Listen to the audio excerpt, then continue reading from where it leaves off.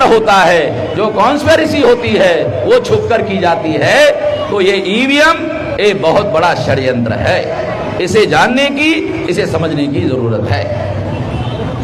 और ये समझाने के लिए देश भर से लेकर कन्याकुमारी तक एक परिवर्तन यात्रा हमने निकाली। ये नरेंद्र मोदी ने सीए का कानून बनाया, एनपीआर का कानून बनाया, एनआरसी का कानून बनाया। कब बनाया? 303 सीटों पर जीत हासिल करने के बाद बनाया ना। क्या आप लोगों को पता है कि नरेंद्र मोदी भारतीय जनता पार्टी का सबसे बड़ा लीडर नहीं है? भारतीय जनता पार्टी का सबसे बड़ा लीडर जो है अटल बिहारी और आडवाणी। वो अपने जीवन में पूरी ताकत लगाकर 182 से ज्यादा सीटें नहीं जितवा पाया। पूरी ताकत लगाकर 182 सीटों से ज्यादा सीटें नहीं जितवा पाया। नरेंद्र मोदी ने 303 सीटें कैसे जितवाई? जब अटल बिहारी और आडवाणी 182 सीटें नहीं जितवा पाया, नरेंद्र मोदी जो अटल बिहारी आडवाणी का चादर बिछाने वाला कार्यकर्ता है, उसने 303 कैसे सीटें जितवाई? ईवीएम मशीन में घोटाला करके जितवाई। ईवीएम मशीन में घोटाला करके चुनाव जितवाया। और इसलिए मैं आप लोगों को बता रहा हूं कि ये घोटाला इस देश में ईवीएम मशीन का चल रहा है। और ईवीएम मशीन के घोटाले की वजह से नरेंद्र मोदी 303 सीटें जितवा कर लाया। अगर ईवीएम मशीन से 303 सीटें नहीं जितवाया होता घोटाला करके, तो सीएए नहीं आता, एनआरसी नहीं आती, एनपीआर नहीं आता। इसका मतलब यह है कि सीएए, एनआरसी, एनपीआर ये ईवीएम मशीन की नाजायज औलाद है। ये जो सीएए का कानून है, एनआरसी का कानून है, एनपीआर का कानून है, ये ईवीएम मशीन की नाजायज औलाद है। ये हमें समझना जरूरी है। मुसलमान सीएए का विरोध कर रहे हैं, अच्छी बात है। एनपीआर का विरोध कर रहे हैं, अच्छी बात है। एनआरसी का विरोध कर रहे हैं, अच्छी बात है। मगर ये कानून तो ईवीएम की वजह से आया। ईवीएम इन तीनों कानूनों से सबसे ज्यादा खतरनाक है। इसके बारे में विरोध होना चाहिए। और अगर इसको खत्म करने के लिए मुसलमान सारे देश भर में पहल नहीं करेंगे, तो ये जो 3 कानून आए ये अभी खत्म नहीं है, आगे बहुत खतरा बढ़ने वाला है आप लोगों का।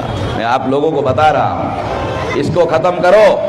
आप लोगों का वोट 0 कर दिया ईवीएम ने। आप लोगों का वोट, मुसलमानों का वोट वैल्यू 0 हो गया। 0 हो गया तो आप लोग भविष्य में अपना डिफेंस, अपनी सिक्योरिटी करोगे कैसे? अरे वोट का अधिकार है जिससे आप अपनी सिक्योरिटी कर सकते हैं। वो वोट का अधिकार नहीं बचा पाओगे तो कहां की सिक्योरिटी होगी? इसे समझने की जरूरत बताओ, इसे जानने के लिए बता रहा हूं। 2009 में कांग्रेस ने ईवीएम में घोटाला करके चुनाव जीता। ये घोटाला लोगों को मालूम ना हो इसलिए आरएसएस बीजेपी से समझौता किया। ये समझौते की वजह से दिल्ली में कांग्रेस ने समझौता किया, इसकी वजह से दिल्ली में बीजेपी सत्ता में आई। ये समझना जरूरी है, ये जानना जरूरी है। और ये जानने से आपको पता चलेगा हमें आगे भविष्य में करना क्या होगा, क्या नहीं करना होगा। ये आपको बता रहा। अब आपको मैं सीए के बारे में, एनआरसी के बारे में और एनपीआर के बारे में कुछ बातें आपको समझाना चाहता हूं। इसे समझना बहुत जरूरी है। सीए पाकिस्तान का नाम बताकर नरेंद्र मोदी ने कानून बनाया। नाम किसका लिया? पाकिस्तान का। कि पाकिस्तान में जैन, बुद्धिस्ट, हिंदू, पारसी, सिख, क्रिश्चियन इन लोगों पर अत्याचार होगा और वो नागरिक अगर भारत में आएंगे तो आने के बाद उनको नागरिकता देंगे। इसके लिए कानून बनाया। ऐसा नरेंद्र मोदी सारे देश के लोगों को बताता है। सारे देश के लोगों के सामने देश का प्रधानमंत्री झूठ बोलता है। क्यों ऐसा बोल रहा हूं झूठ बोलता है? कि अगर नागरिकता देने के लिए कानून बनाया नागरिकता छीनने के लिए कानून नहीं है, नागरिकता देने के लिए है, ऐसा प्रधानमंत्री कहता है। तो मैं आपको बताना चाहता हूं 2015 में नरेंद्र मोदी ने 43,000 लोगों को नागरिकता दी, सीए कानून नहीं था। 43,000 लोगों को नागरिकता दी और सीए का कानून नहीं था। कानून जो है, फिर कौन से कानून के तहत नागरिकता दी? 1955 का जो सिटीजनशिप एक्ट है उसके आधार पर दी।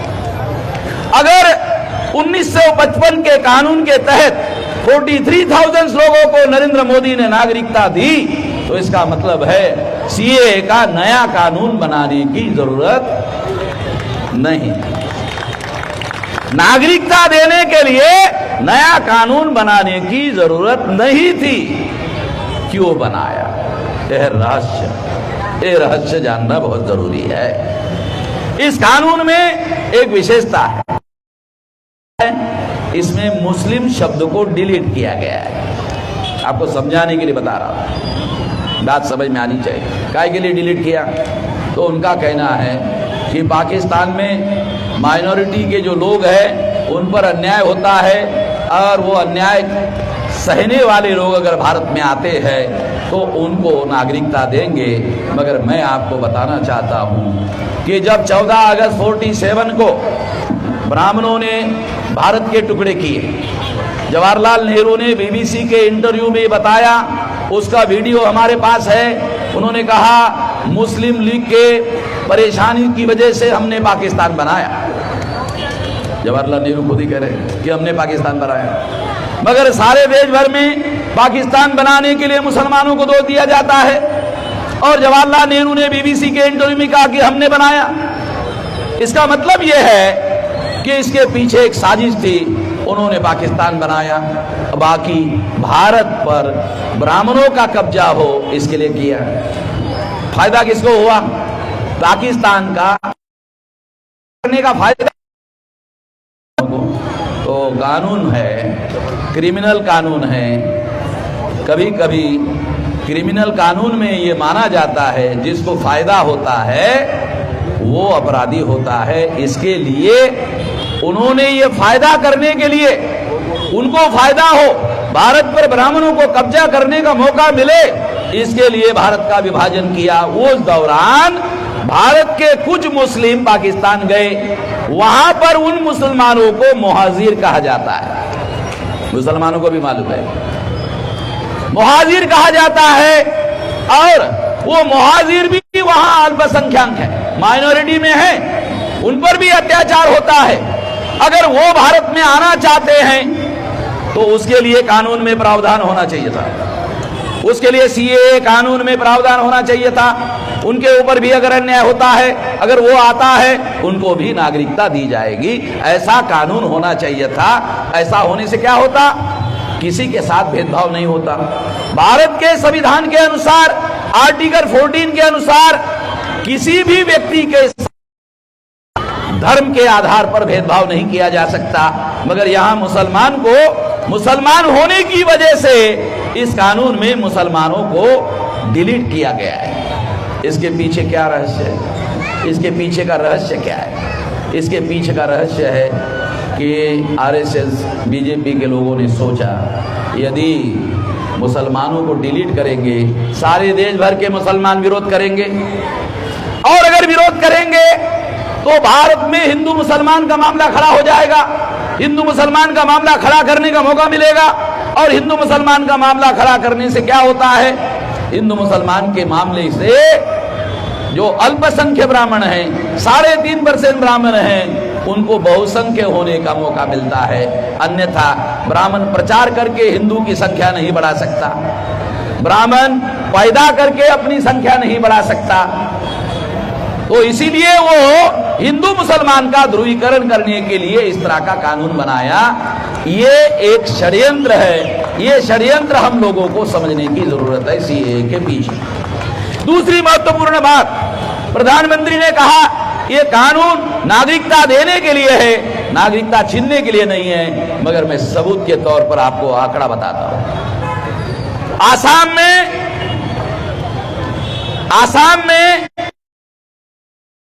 जब एनआरसी लागू की गई तो 19,48,000 लोगों को अधिकार से वंचित कर दिया गया। उसमें 5 लाख मुसलमान हैं, 14,48,000 एससी एसटी ओबीसी के लोग हैं। इसका मतलब है मुसलमानों से 3 गुना ज्यादा एससी एसटी ओबीसी के लोगों को नागरिकता के अधिकार से वंचित कर दिया गया। जब मुसलमानों के विरोध में फसाद करने का मामला आता है तो ये ब्राह्मण इन एससी एसटी ओबीसी को कहते तुम बढ़िया हिंदू हो। मुसलमान को विरोध करने का मामला आता है तो कहते बढ़िया हिंदू हो। अधिकार देने का मामला आता है तो कहते हैं तुम नालायक हो, तुम्हारे पास मेरिट नहीं है, तुम लायक नहीं हो। ये बात आप लोगों को समझने की जरूरत है, ये बात जानने की जरूरत है, ये बात समझने की जरूरत है। और इसलिए मैं आप लोगों को बता रहा हूं कि आसाम में 5 लाख मुसलमानों को एनआरसी में निकाला, नागरिकता के अधिकार से वंचित किया, और 14,48,000 एससी एसटी ओबीसी के लोगों को निकाला। तो इसका मतलब है केवल ये मुसलमानों का मामला नहीं है। जो एससी एसटी ओबीसी के लोग ऐसा मानते हैं कि ये केवल मुसलमानों का मामला है, गलत बात है। ये मुसलमानों का अकेले मामला नहीं है, ये मामला एससी एसटी ओबीसी के लोगों का भी है। और इसलिए ये एससी एसटी ओबीसी का भी मामला है, तो उन लोगों को इस काम में इस्तेमाल वो लोग ना कर सके, इसलिए उनको जगाने की जरूरत है। सारे देश भर में ये बात भी बताया जाना जरूरी है, ये बात भी जानना जरूरी है। इससे सिद्ध होता है कि प्रधानमंत्री की नागरिकता छीनने का नहीं है, ये तो नागरिकता छीनने का मामला हो गया है। ये नागरिकता देने की बात कर रहे हैं। अरे जो पाकिस्तान से दुखी होकर आएंगे, अभी कुछ लोग आए थे अमृतसर में, हरमंदिर साहब में दर्शन के लिए आए थे। उन्होंने, अखबार वालों ने उनको पूछा कि ये जो सीए का कानून बना जिसमें नागरिकता देने के लिए कहा जा रहा है, इस पर आपका क्या कहना है? कहा सियासत है। सियासत का मतलब ये राजनीति है। और राजनीति कैसे है? तो वो पाकिस्तान से अमृतसर आए हुए लोग कह रहे थे कि हमको वीजा तो भारत सरकार देता नहीं है, नागरिकता कहां से देगा? हमको वीजा नहीं देते, नागरिकता देने की बातें कर रहे हैं। अरे वीजा नहीं देते हमको, भारत में दर्शन करने के लिए आना है तो उसके लिए वीजा नहीं देते, तो नागरिकता कहां से देंगे? उन्हें सिद्ध करना होगा पाकिस्तान में उन पर अन्याय होता है। अरे अन्याय होने वाला आदमी भागकर आता है तो डॉक्यूमेंट लेकर आता है क्या? कहां से प्रूव करेगा? तो ये बातें हम लोगों को समझने की जरूरत है। ये सारा झूठ का प्रोपेगेंडा किया जा रहा है, मीडिया उनके पास है, इसलिए झूठ बातें बोली जा रही है। अभी मैं आपको एनपीआर के बारे में बताना चाहता हूं। एनपीआर क्या है? आप लोगों को एनपीआर के बारे में कहा जा रहा है कि एनपीआर में आपको कहां डॉक्यूमेंट मांगा जा रहा है, तो आपको भ्रम पैदा किया जा रहा है। आपको बताना चाहता हूं, आपको जानकारी हो इसलिए बताना चाहता हूं। एनपीआर में जब कोई प्रगणक आपके घर में आएगा तो आपको पूछेगा आपका नाम क्या है, आपकी उम्र क्या है, आपके पिता का नाम क्या है, उम्र क्या है, वो दादा आपका कहां पैदा हुआ था, आपका बाप कहां पैदा हुआ था। तो डॉक्यूमेंट की क्या सिचुएशन है हमारे देश में, आपको उदाहरण देता हूं। अगर दादी को पूछो, दादी मेरा बाप कब पैदा हुआ, कहां पैदा हुआ, तो दादी कहती है कि ईद का दिन था और बरसात हो रही थी, बिजली चमक रही थी, तो तेरा बाप पैदा हुआ बेटा। अरे सारे देश का मामला ये है। जो एससी एसटी ओबीसी के लोग हैं उनको पूछो, वो पूछते दादी मेरा बाप कब पैदा हुआ? कहा दशहरे का दिन था, दिवाली का दिन था, पटाखे बहुत बज रहे थे, तो तेरा बाप पैदा हुआ। अच्छा ऐसा है दादी? दिवाली तो हर साल आती है दादी, ये कौन से साल की दिवाली थी, ये कौन से साल की ईद थी, ये तो पता नहीं बेटा, मगर ईद के दिन पैदा हुआ तेरा बाप, ये गारंटी से कहती है। बरसात थी, बिजली चमक रही थी, ये दादी तेरे को कैसे पता? आगे बिजली जब चमकती है तो खिड़की दरवाजे से भी प्रकाश अंदर आ जाता है, लाइट अंदर आ जाता है, तो मुझे याद है बेटा, इसलिए कह रहे, पूरा गारंटी से कह रहे। कागज है दादी, कागज कहाँ है, तो दिवाली और दसरा और ईद के दिन पैदा हुआ, उसका कोई कागज नहीं है, किसी के पास भी कागज नहीं है। नरेंद्र मोदी की मां 85 साल की, पूछो कागज है? अरे किसी के पास भी नहीं है तो नरेंद्र मोदी के मां के पास कहां से कागज होगा?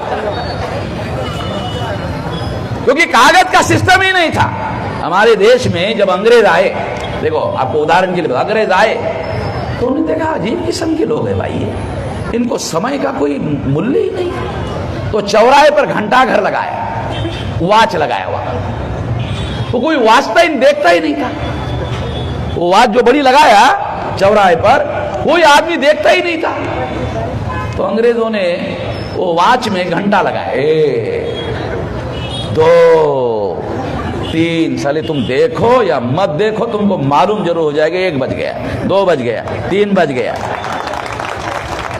ये तो अंग्रेजों ने हमारे देश में आने के बाद ये जनसंख्या का डाटा इकट्ठा करने का काम शुरू किया, पहले तो ऐसा कुछ होता ही नहीं था। और भारत सरकार ने 1969 को 69 को कानून बनाया, जन्म प्रमाण पत्र का 85 में लागू किया। अरे जब 85 में लागू किया, हमारा आदमी सरकार के पास जाएगा, सरकार को पूछेगा हमारा जन्म प्रमाण पत्र का कागज दो, सरकार के पास ही कागज नहीं, सरकार के पास कागज नहीं है और सरकार लोगों से कागज मांग रही है। जब सरकार के पास ही कागज नहीं है और सरकार हम लोगों को कागज मांग रही है, अजीब किस्म की बात है। अब सरकार कहती है हम लोग विदेशी घुसपैठियों को भारत से भगाना है, तो हम कौन सा समर्थन कर रहे हैं? अगर कोई विदेशी घुसपैठिया भारत में घुस गया है तो निकालो, हम क्या कह रहे हैं, उसको रखो, निकालो। अरे मगर एक घुसपैठी को पकड़ने के लिए 132 करोड़ को परेशान क्यों कर रहे हो? कौन से कानून के तहत परेशान कर रहे हो? चोर को पकड़ना है, 1000 की बस्ती है, तो पुलिस वाला चोर को ही पकड़ेगा या 1000 लोगों को परेशान करेगा?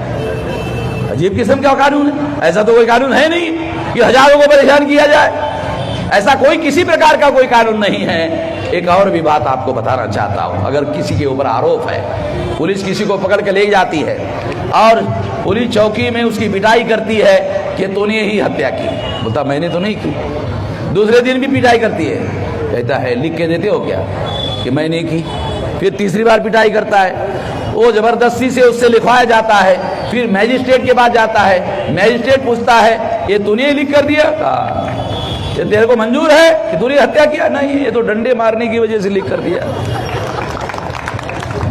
मैजिस्ट्रेट के सामने वो आदमी कहता तो डंडे मारने की वजह से लिख कर दिया, तो जो डंडे मार कर लिखा जाता है, लिखवाया जाता है, उसे सही नहीं माना जाता। अब एनपीआर में आपसे जानकारी ली जाएगी, आपसे ही जानकारी ली जाएगी और लेने के बाद तहसीलदार ऑफिस में लेके जाएंगे, लेके जाने के बाद वहां जब उनको लगेगा कि ये आदमी के दादा का कोई कागज उपलब्ध नहीं है, तो उसमें डी मार्क होगा। डी का मतलब है डाउटफुल सिटीजन, हो गया, लग गया डी। डी लगते ही आपका मामला शुरू हो गया, आपका सत्यानाश का मामला शुरू हो गया। डी कैसे लगता है? आप जानकारी दोगे तो लगता है, जानकारी नहीं दोगे लगने का सवाल नहीं है। अगर आपने जानकारी दी तो उसके आधार पर लगेगा डी, जानकारी आपने नहीं दी तो डी नहीं लगेगा। और डी लगने के बाद नोटिस आएगा, नोटिस आने के बाद आपको कहा जाएगा कि आपका दादा कहां पैदा हुआ, उसका दस्तावेज दो, उसके बाद होगा। तो इसलिए सबसे पहले आप लोगों को क्या करना होगा, एनपीआर में किसी प्रकार का कोई भी बातचीत आपको करना नहीं है। तो इंडिविजुअल लेवल पर आप रोक नहीं लगा सकते, इंडिविजुअल लेवल पर आप रोक नहीं लगा सकते, तो आपको मोहल्ला लेवल की कमेटियां बनानी होगी। हमने बहुजन क्रांति मोर्चा के द्वारा 29 जनवरी को भारत बंद करवाया था और उसके बाद अभी 26 मार्च को भारत बंद करवाया गया है। तो इसके लिए सारे देश भर में मोहल्ला कमेटियां बनाई जा रही है। ये जो मोहल्ला कमेटियां है, ये मोहल्ला कमेटियां जब बनेगी तो उसमें 11 लोगों की कमेटी बनाओ। जो भी प्रगणक आएगा वो किसी के घर में नहीं जाएगा, वो जो कमेटी है वो कमेटी से बात करेगा। कमेटी वाले उनको बोलने का उधर जाने की जरूरत नहीं, इधर आ। ये बस्ती ने निर्णय लिया बायकॉट करने का, हम लोग किसी को कोई जानकारी नहीं देंगे, क्योंकि जो पढ़े लिखे लोग होंगे, समझदार लोग होंगे, वो बातचीत करने वाले लोग होंगे और वो जो कमेटी है वो लोग उनको जवाब देंगे, प्रगणक को जवाब देंगे। ये कमेटी जो राष्ट्रीय स्तर का बहुजन क्रांति मोर्चा की जो कमेटी है, नेशनल कमेटी है, नेशनल लेवल पर बायकॉट आंदोलन जो शुरू किया जा रहा है, ये उसकी कमेटी होगी। अगर आपने आइसोलेशन में कमेटी बनाई, अगर आप आइसोलेशन में अकेले में काम किया, ये मामला राजमंद्री का नहीं है, ये मामला एक जिले का नहीं है। सीए का कानून, एनपीआर का कानून नेशनल लेवल का है। अगर आप लोकल लेवल पर उसका विरोध करोगे तो सरकार की मशीनरी के सामने आपका निभाव लगने वाला नहीं है। राष्ट्रीय स्तर का आंदोलन खड़ा करना होगा, राष्ट्रीय स्तर का।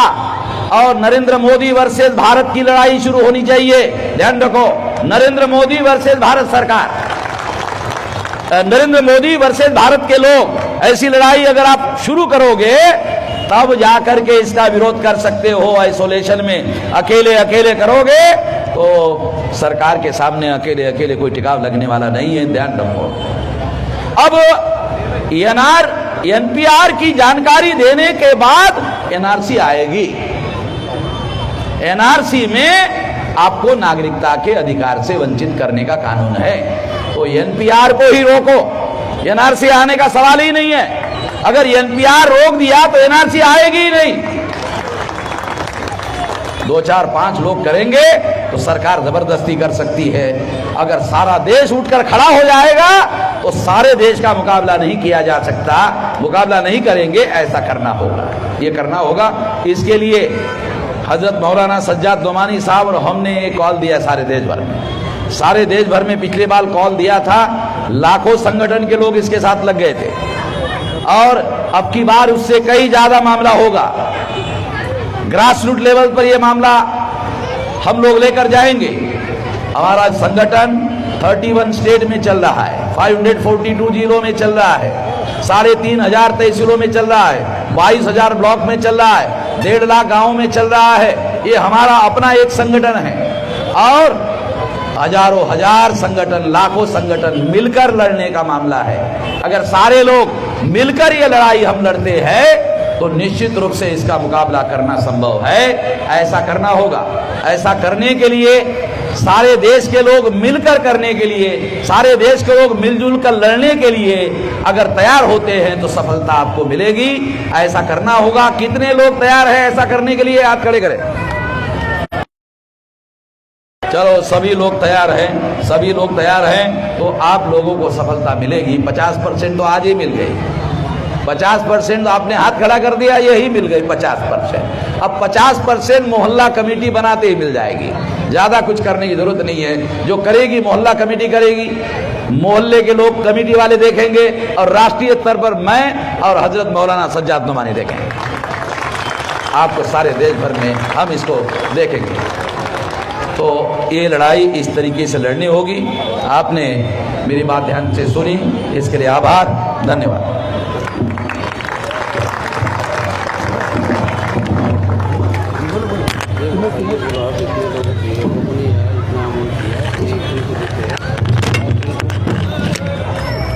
जिस किसी को इंडिविजुअल अमाउंट देना है वो दे सकते हैं। इधर से कलेक्शन किया है इतना।